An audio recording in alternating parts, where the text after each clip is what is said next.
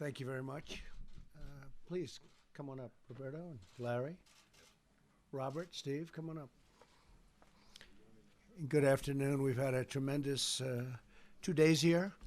We'll be heading back right after this conference, and I've just concluded some additional meetings. We've had a lot of them, and Davos has treated us really beautifully. It's been a tremendous success. Everyone's talking about America's unprecedented economic success. It's really the talk of the town, so to speak.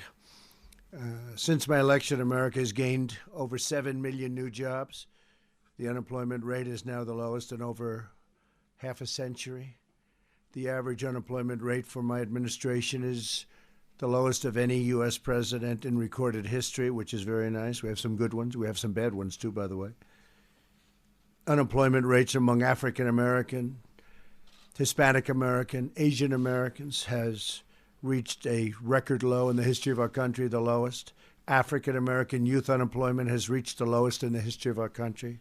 So proud of that. African American poverty numbers have plummeted to their lowest rate ever recorded. Doing really well. Unemployment rate for women has reached the lowest level in almost 70 years. And the veterans' unemployment rate dropped to a record low. Unemployment rate for disabled Americans has reached its all-time record low also. These are incredible numbers, Rob. Workers without a high school diploma have received and achieved the lowest unemployment rate ever in recorded history. And that's so important. Without a high school diploma, we have a lot of great people that don't have a high school diploma, so we have record low unemployment. A record number of young Americans are now employed. We have the highest number of people working in our country that we've ever had before. We've never had anything even close. We're almost up to 160 million.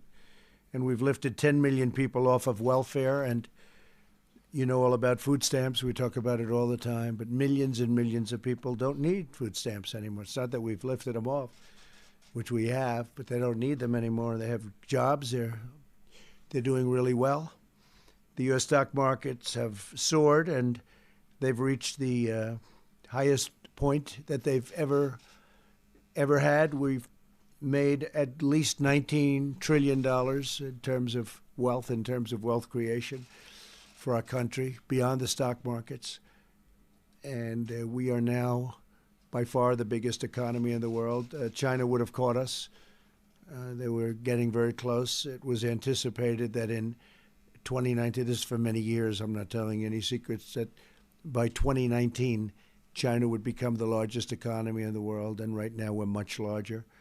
But we have a great new deal with China, great deal. We have, I would say, our best relationship that we've ever had with China on top of everything else.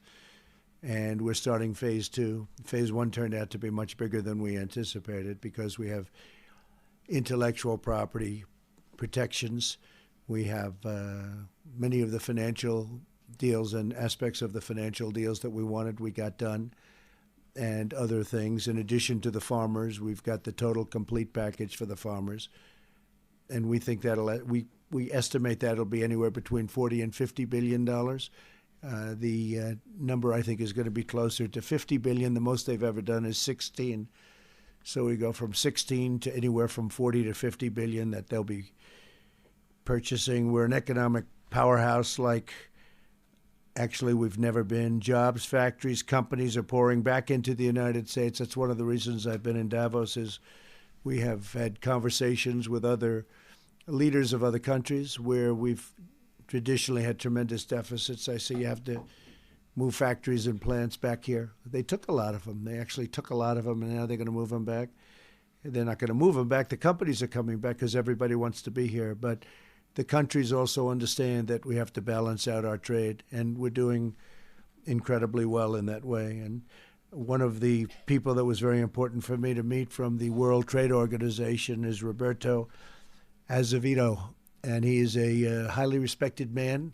He happens to be this gentleman right here.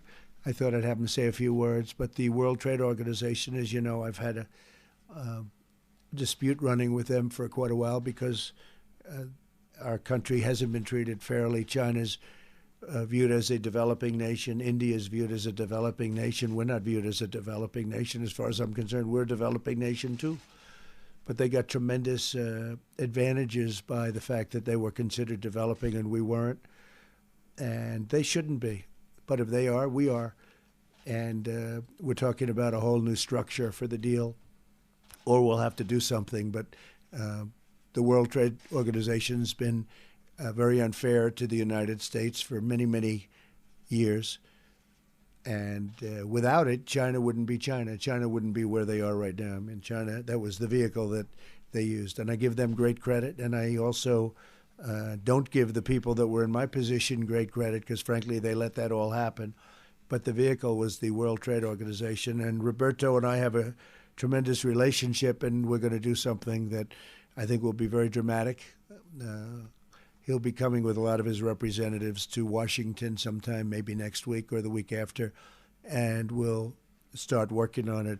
So I'd like to introduce just for briefly Roberto and say a few words on behalf of the WTO, and then I'm going to introduce Larry Kudlow to say exactly where we are in terms of our economy. Some of you know, but we've had some tremendous numbers just over the very recent past. So please, Roberto. Well, thank you, Mr. President, and I think it's fair to say that we have been saying for quite some time that if the multilateral system, if the WTO is to deliver it and perform its role in today's global economy, it has to be updated. It has to be changed. It has to be reformed. This is an agenda that is squarely before members. I don't think anybody in Geneva misses the point. I think they understand that the system has not been functioning properly in many areas. That's something that we're trying to address. I'm very happy that in the conversation today with President Trump, he agreed that this is something that needs to happen. The WTO has to change.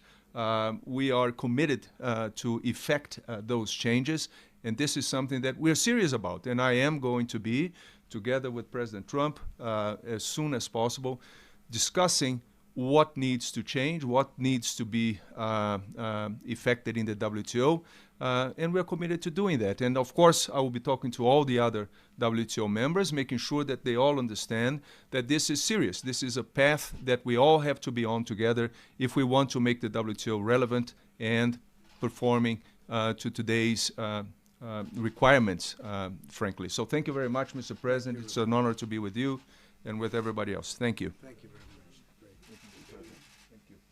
Larry, please. Larry Kudlow. Thank you, sir. So I think we're coming into the new year with a lot of positive momentum in the economy. And again, I want to repeat what President's speech yesterday. These are transformational free enterprise policies, lower tax rates, across the board deregulation, energy independence, and breaking down trade barriers for better deals for exporting. Just recently, we've seen all the confidence surveys are strong. Consumer confidence, business confidence, small business confidence. The huge stock market rally, which continues, is, I believe, a sign of business and consumer confidence and predicting an even stronger economy in 2020. Also, lately, housing markets are very strong. We've seen some huge numbers in new housing starts and existing and new home sales. That's a great omen. It's a leading indicator. And even with softness in manufacturing last year, we're seeing now the IHS market surveys for PMI manufacturing up 4 straight months for the U.S., and I think that's a terrific sign of a comeback. I think the president's trade deals have inspired a lot of confidence among large and small businesses, and I think it's going to add at least 0.5 point to GDP this year. I think we're going to be moving into the 3% zone. We still have to cope with the slowdown in Boeing. We'll see how that plays out. But I think USMCA and the China deals are going to add a lot to growth this year and the years ahead. And the great part about this to me, I've been around for a while, is when you look inside, look under the hood, in this growth spurt with 3.5% unemployment and virtually no inflation, which itself is a remarkable development, it is the American middle class, it is the American blue-collar middle class They have the fastest wage growth. And in fact, the lower wage folks are getting the fastest wage increases, exceeding significantly from what their managers are making. And I would add also, as the president has indicated, in this stock market rally, I know it's commonplace to say it only helps a few rich people. That is just not true. Over half the households in this country own shares through 401ks and IRAs and brokerage accounts and so forth. You look at the numbers, and the CEA just published a great slide book on this. The bottom 50% has had a 47% increase in their net wealth, consumer net wealth, between home prices and share prices, and that is a booster rocket to this economy. It not only gives them confidence, it gives them some serious spending power, and consumer spending numbers bear it out. So ours is an optimistic message, and I think the president really carried the day in his speech yesterday. Thank you, sir. Thank you very much, Larry. I mean, when you think that soon, it'll start pretty soon. It's already started to a certain extent. I asked them to do it. China is going to be purchasing more than $250 billion worth of goods from our country. That's massive.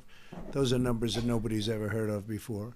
And that number can grow. It can grow. With time, it's going to grow substantially, I predict. And then you have the USMCA, Mexico, Canada, and that's massive numbers we're talking about there. And we made a deal with Japan, $40 billion. And we made a deal with South Korea. That's a tremendous deal also. That was a horrible deal. We turned it into a really good deal.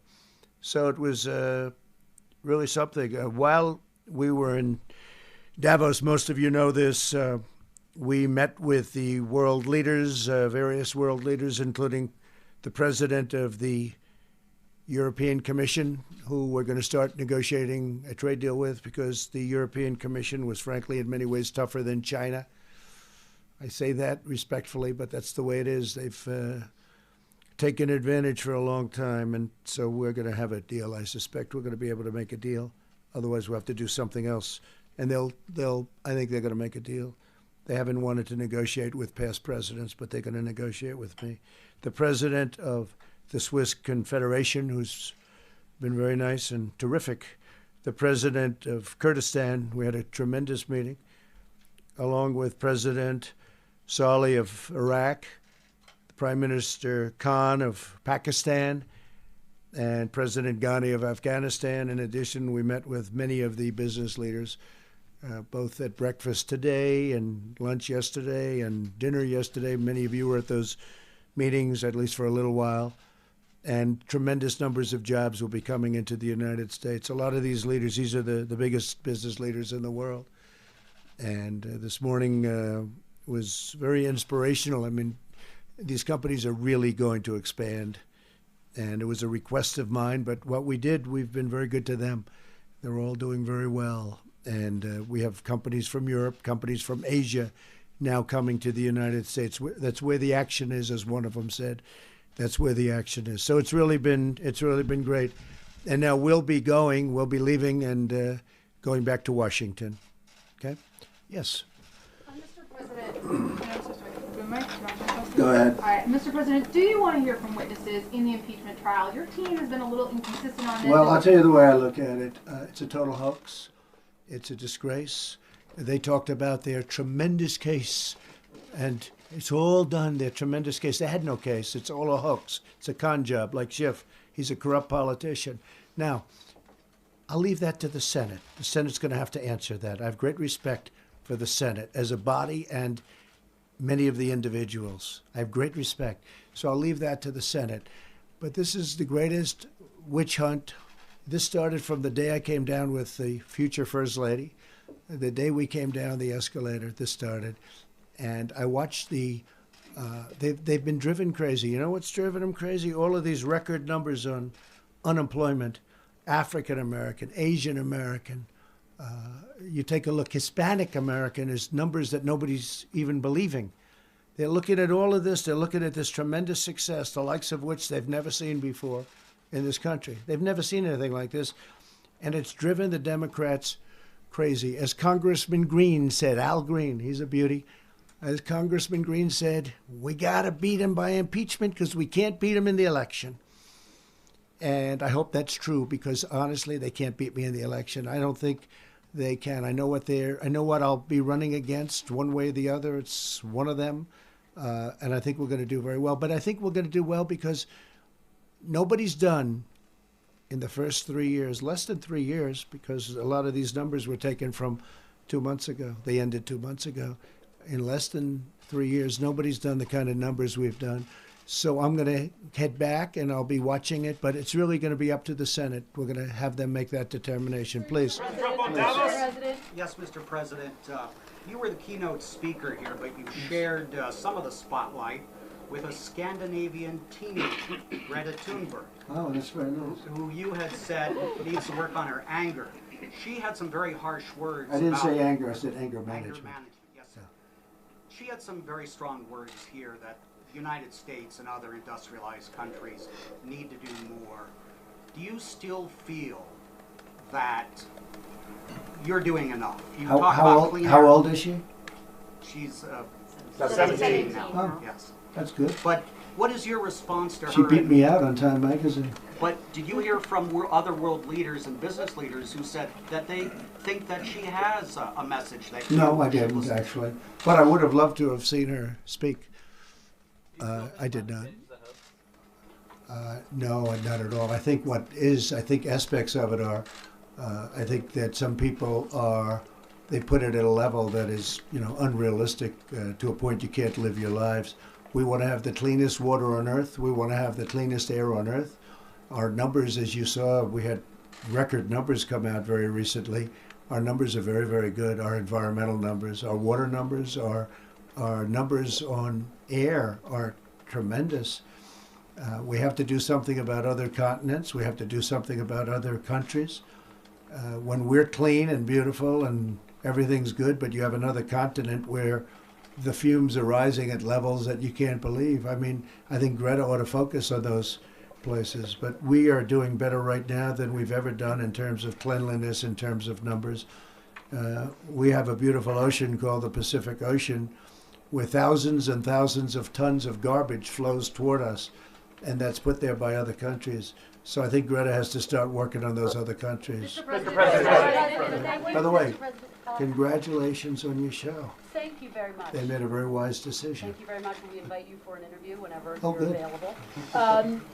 Can I ask you, just to be clear, and for future presidents, is abuse of power an impeachable offense? Well, you're going to talk to the lawyers about it, but I will tell you, there's nothing here.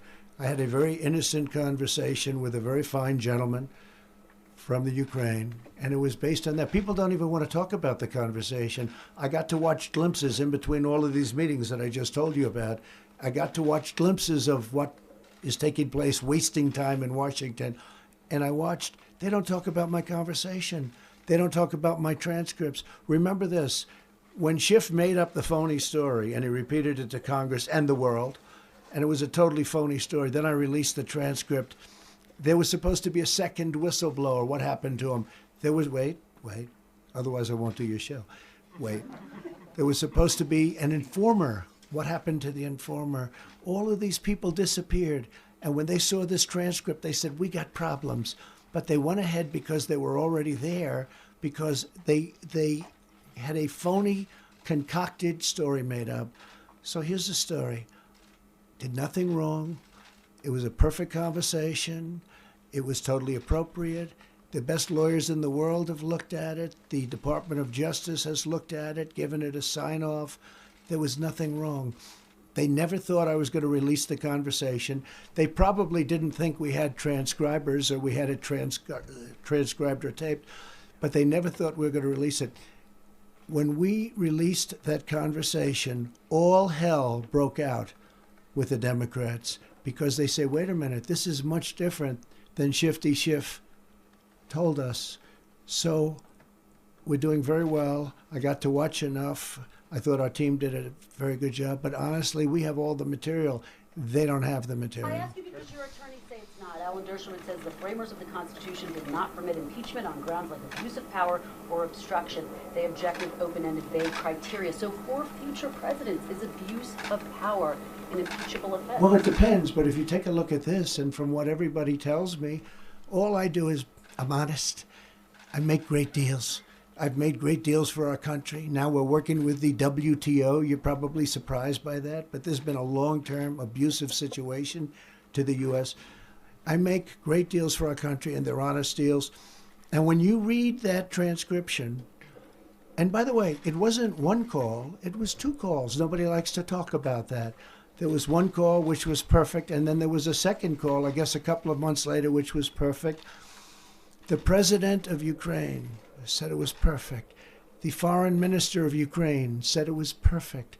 So if we have a transcription, we have the call, and we have the person on the other side of the call saying it was good. Now, here's the other thing. They got their money long before schedule. They got all their money. What nobody says is very important to me. Why isn't Germany paying? Why isn't UK paying? Why isn't France paying? Why aren't the European nations paying? Why is it always the sucker, United States? That's one. And the other thing I wanted to check very carefully, and is very important, is corruption. And we do that too. This was a perfect call, and I think we're doing very well.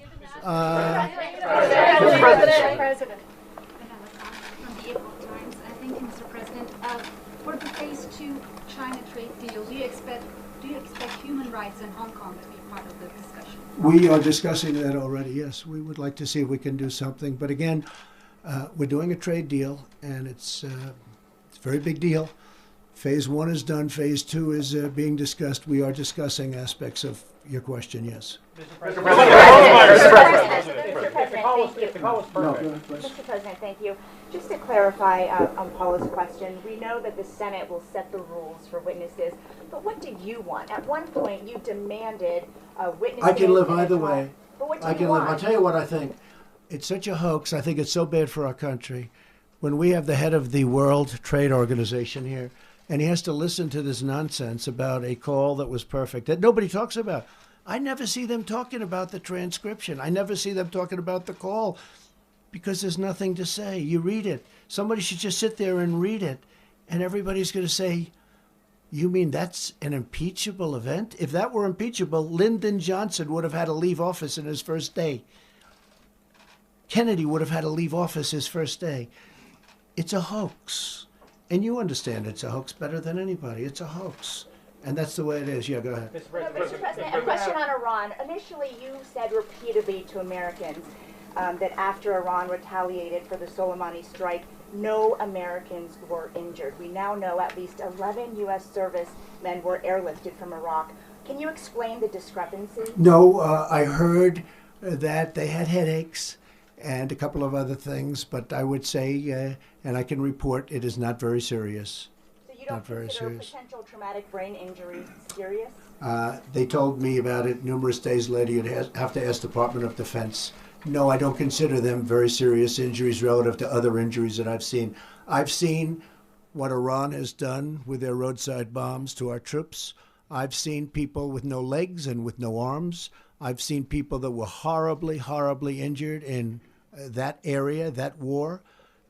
In fact, many cases those bombs put there by Soleimani, who's no longer with us. I consider them to be really bad injuries. No, I do not consider that to be bad injuries, no. The EU trade deal, do you have any timeline for that? And if you don't hit that timeline, if there is one, are you automatically going to go to auto tariffs, or is there another avenue other than auto tariffs? Yeah, great question, actually. I don't have a timeline, but maybe I do in my own mind. They have to move relatively quickly, but they have to treat us fairly.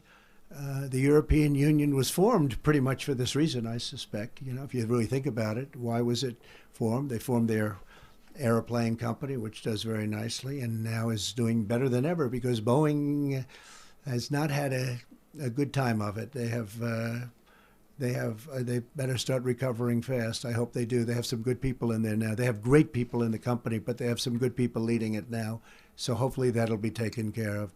But I know I have a date in my mind, and it's a fairly quick date. And if we're unable to make a deal, then we'll do even better. We'll do even better. But they haven't treated us right. Look, the United States has been losing 150 billion and more for many years. 150 billion more.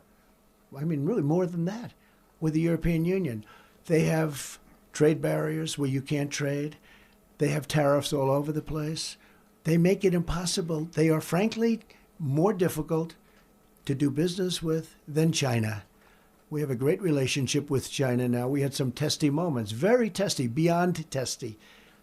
Worse than a lot of people would understand. But we got it done, and I think phase 2 will go nicely also.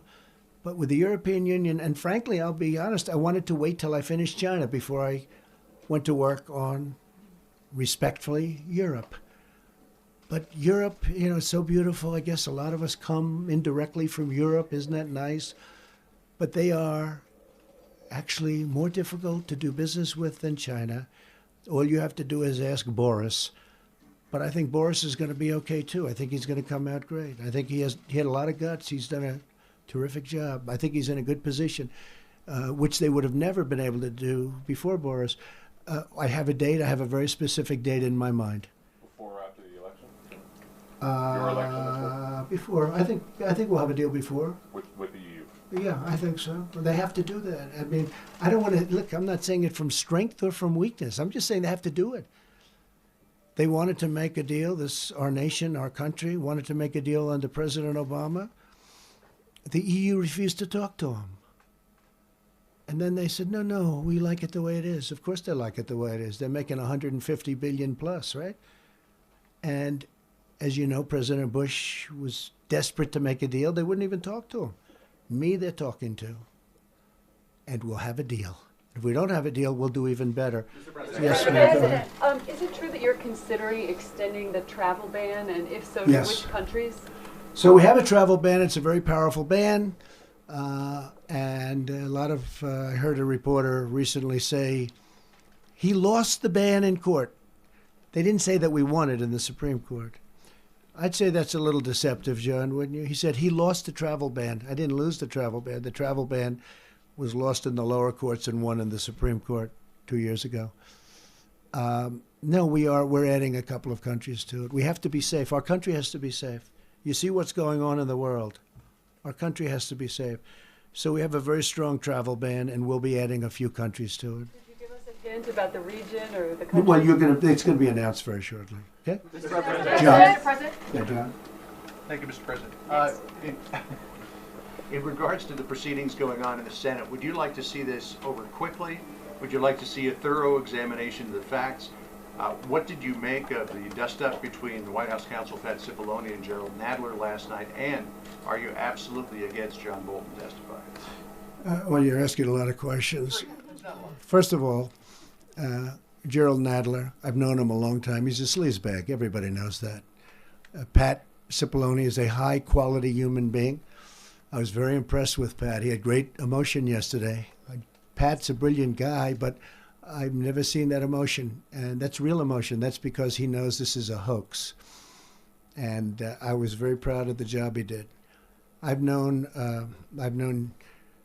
Jerry Nadler for a long time. He's opposed many of my jobs. I got them all built, very successfully built in New York.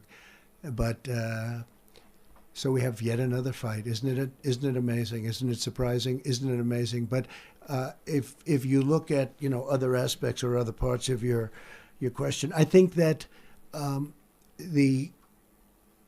would rather go the long way. I would rather interview Bolton. I would rather interview a lot of people. The problem with John is that it's a national security problem. You can't have somebody who's at national security. And if you think about it, John, he knows some of my thoughts. He knows what I think about leaders. What happens if he reveals what I think about a certain leader and it's not very positive, and then I have to deal on behalf of the country? It's going to be very hard. It's going to make the job very hard. He knows other things, and I don't know if we left on the best of terms. I would say probably not, and so you don't like people testifying when they didn't leave on good terms, and that was due to me, not due to him. And so we'll see what happens. But when you have a national security, you could call it presidential prerogative. You could just call it, the way I look at it, I call it national security for national security reasons. Executive privilege, they say. So that John would certainly fit into that. When you're a national security advisor, like this gentleman's doing a fantastic job, Robert, I just think it's very hard. And I've always gotten along. I've actually gotten along with John Bolton.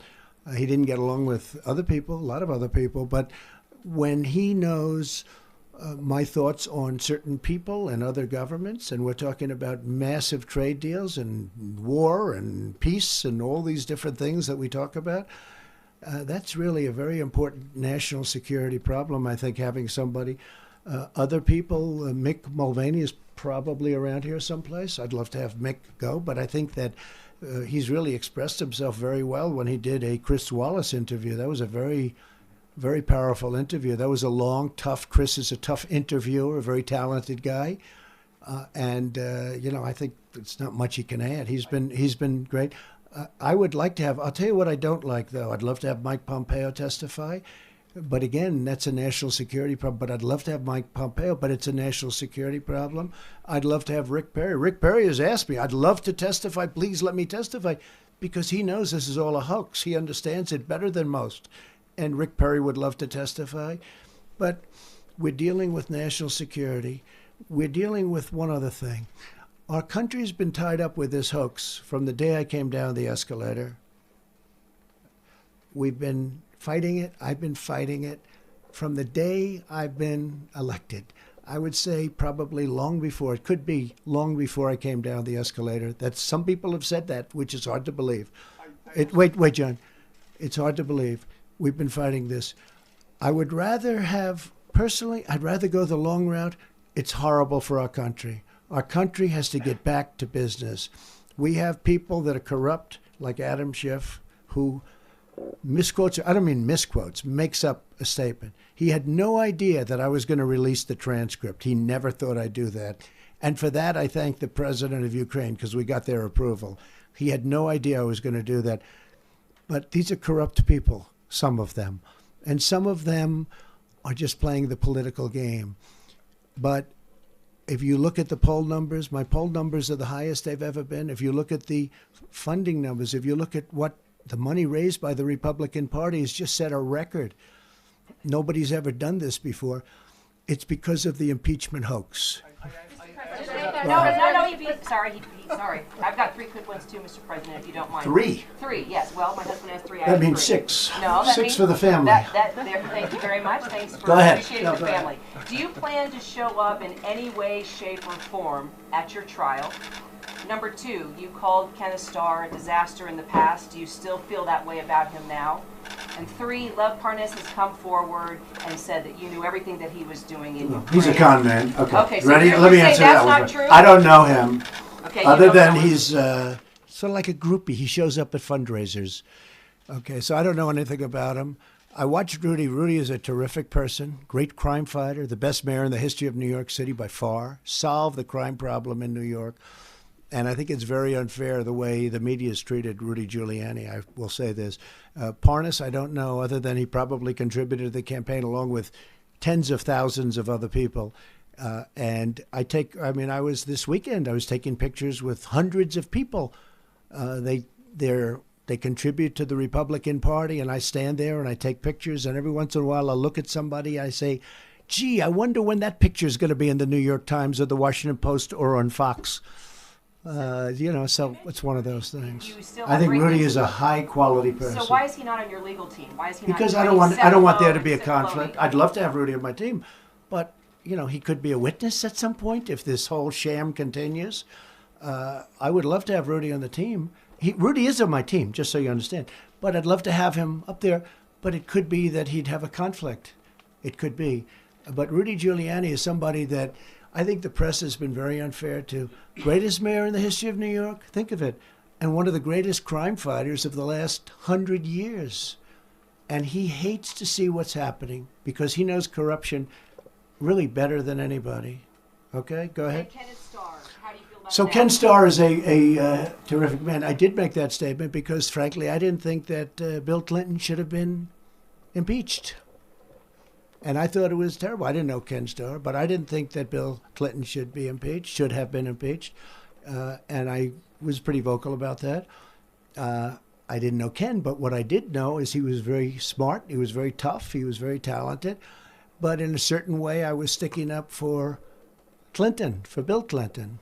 And, I sort of still feel that way. I mean, what he did was nothing good. There was a lot of lying going on. There were a lot of things, a lot of bad things. Now, with me, there's no lying. There's no nothing. They have nothing. They don't even have a crime. They say there's the only one that's ever been impeached, and he didn't commit a crime. I didn't commit a crime. And then you get into high crimes and misdemeanors. But I didn't commit a crime. So, no, I have great respect for Ken, but I didn't think, frankly, that Bill Clinton should have been impeached. So what do you think? Will you show up at your trial any day? I'd love to go. Wouldn't that be great? Wouldn't that be beautiful? I don't know. I'd sort of love to sit right in the front row and stare at their corrupt faces. I'd love to do it. I don't know. Don't keep talking because you may convince me to do it. Do you think Cipollone and Cepolo would want you there? I think they might have a problem. Mr. President. I think they might. And by the way, I think they've done a really good job. And I think the other side has so lied. I watched the lies from Adam Schiff. He'll stand, he'll look at a microphone, and he'll talk like he's so aggrieved. These two guys, these are major sleazebags. They're very dishonest people, very, very dishonest people. When somebody will make up a statement that I made, when you remember the statement 8 times, quid pro quo, 8 times. Think of it. How can you say 8 times? That would mean I was asking somebody 8 different times for the same thing. What kind of a conversation would that be? If you asked once, that'd be fine. If you asked twice, that'd be. How can you ask 8 times? They would say you're a Looney Tune, right? And then he said, I think he finished by saying, don't call me, I'll call you. That I said that. He made that statement. Don't call me, I'll call you. And he didn't say he made it up. Now, ultimately, he had to, in a sense, apologize. He can hardly apologize, but he had to apologize because, fortunately, we had a tape. We had the transcripts. I am so happy that I had the transcripts because it showed he's a liar and he's a fraud. And they continue to just go on and on. But this has happened to me with the Russian hoax. This has happened to me, I called it the witch hunt, greatest witch hunt in American history. And the Mueller report, which exonerated totally. There was no collusion. After all that, 2 years, there was no collusion. And then what happened? Jill Stein from the Green Party gets called a Russian agent by Crooked Hillary. And then Tulsi Gabbard, I don't know either of them, but I know they're not Russian agents, gets called a Russian agent. This is what these people do. They demean, and the press plays in because the press largely is their partner. And you know, one thing, if we could straighten out the press in our country, we would have a place that would be so incredible. The press is so dishonest, so corrupt. I read it all the time. Stories. I don't mind bad stories when I deserve bad stories sometimes. But when I do something great or good, let it be written about good. Same thing with other people.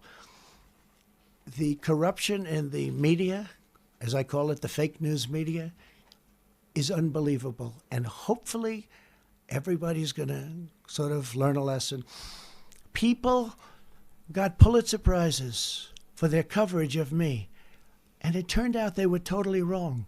Other people, Sean Hannity, Rushbo, a lot of great people, a lot of great writers. They got it right. They didn't get Pulitzer Prizes, but they got it right.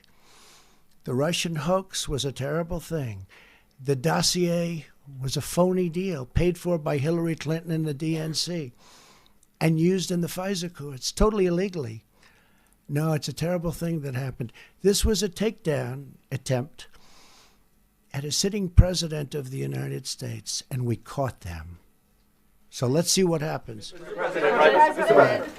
President, would you consider delaying the State of the Union if the impeachment trial has not? I don't see it. No, I don't see it. No, a very excellent writer, Bob Woodward. I guess he's doing another book on Trump, but this time I'll actually give him an interview. He said, "You're enjoying this, aren't you?" I said, "No, I'm not enjoying it." He said, "No, you act like you're winning and you won. You're actually enjoying it." I said, "I'm not enjoying it. I'm doing it because it's very important what I'm doing. I consider what I've done here with this whole witch hunt from day one, with the insurance policy, with the horrible statements made between Strzok and Page and McCabe and Comey, who lied to Congress and did so many other bad things. He lied and he leaked. When I finish, I think that this is going to go down as one of the greatest things I've done for our country. These are bad, corrupt people. These are bad people and very bad for our country. Thank you very much, everybody. Thank you. Thank you very much. Who's paying for your private lawyers, Mr. President? The tax